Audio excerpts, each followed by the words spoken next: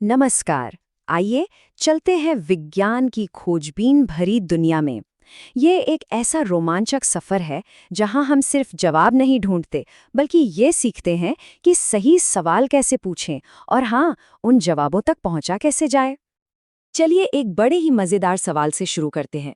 क्या लगता है, जमीन पर रेत के कण ज्यादा हैं या हमारी आकाशगंगा में तारे?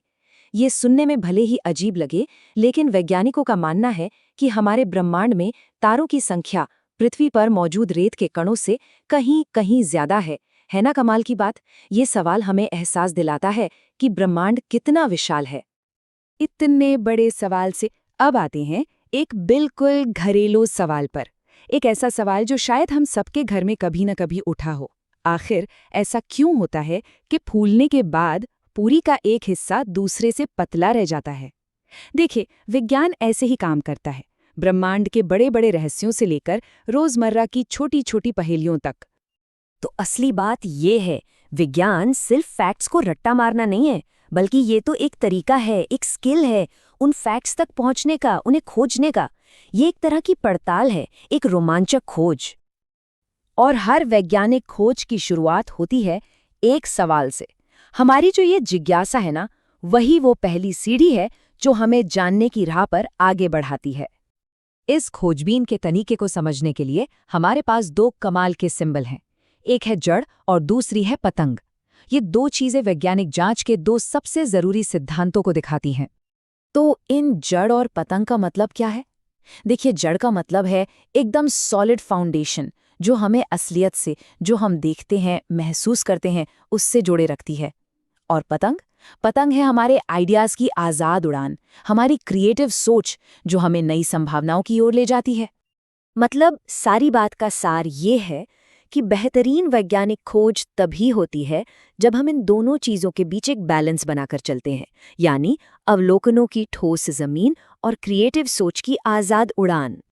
तो चलिए इसी जड़ और पतंग वाली सोच को लेकर एक छोटी सी यात्रा पर निकलते हैं और देखते हैं कि ये हमें विज्ञान के किन किन अद्भुत क्षेत्रों में ले जा सकती है। हमारी यात्रा की शुरुआत होती है एक ऐसी दुनिया से जो हमें दिखती नहीं, पानी की एक बूंद में छिपी जिंदगी से, जहां लाखों सूक्ष्म जीव रहते हैं, कुछ हमारे दोस्त तो कुछ दुश्मन। इस अनदेखी दुनिया से आगे बढ़ें तो एक और अनदेखी ताकत है जो हमारी जिंदगी चलाती है, बिजली। इसकी धाराएं हमें गर्मी और रोशनी देती हैं और इसका चुंबकीय प्रभाव बड़ी बड़ी मोटरों को घुमाता है। और इन सब के पीछे काम करते हैं फोर्स और प्रेशर के नियम, वही नियम जिनकी वजह से गुरुत्वाकर्षण गेंद को जमीन पर खींचता है और घर्षण का बल ब्रेक लगाने पर कार को रोक देता है। अब इन बलों से आगे बढ़कर आते हैं रोशनी की दुनिया में, जहां शीशे और लेंस से टकराकर रोशनी अपना रास्ता बदलती है और हमारी आंखों तक खूबसूरत तस्वीरें पहुंचाती है। और जब हम अपनी नजरें ऊपर आसमान की तरफ उठाते हैं तो हमें चांद दिखता है, अपनी कलाएं बदलता हुआ। इन्हीं बदलावों को देखकर हमारे पूर्वजों ने वक्त को मापना सीखा और दुनिया के पहले कैलेंडर बनाए। और आखिर में ये सारी समझ हमें वापस लाती है हमारे अपने घर, यानी हमारी पृथ्वी पर, जहाँ के जटिल इकोसिस्टम ही जीवन को मुमकिन बनाते हैं और हमें याद दिलाते हैं कि सब कुछ एक दूसरे से कैसे जुड़ा हुआ है।